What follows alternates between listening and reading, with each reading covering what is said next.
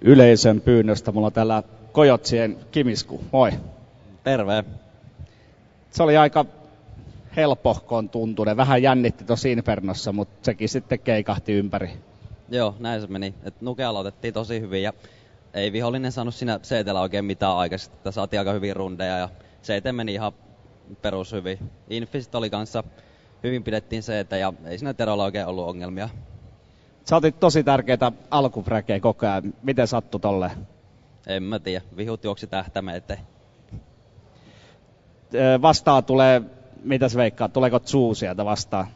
En kyllä tiedä yhtään. Että aika tasasta, että en osaa sanoa. Zuu ehkä tulee.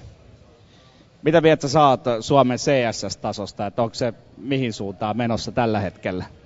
No tällä hetkellä se on aika paska, että ei ole mitään hyvää sanottavaa siitä. Että Excel siellä yrittää pelailla, mutta ehkä me noustaan tästä vielä huipulle sitten vielä. Minkälaisena sä näkisit koko CSS-tulevaisuuden? Onko sillä sun mielestä tulevaisuutta vielä? Varsinkin kun nyt se CGS heitti sen pois, tai siis koko CGS romahti. No siis kyllä varmaan pari vuotta ainakin tässä Sourcea pelaillaan, mutta en tiedä, onko Pro-modi tulossa sitten, että en tiedä, onko miten suosittu se, sen näkee sitten. Mutta vielä maistuu pari vuotta CSS. No joo, kyllä tässä ainakin heinäkuuhun asti pelaillaan, katsoa, että menisikö sitä inttiin vaikka siinä välissä. All right. Mitäs teillä on tavoitteena? Ajatteko se marssiin voittoon asti?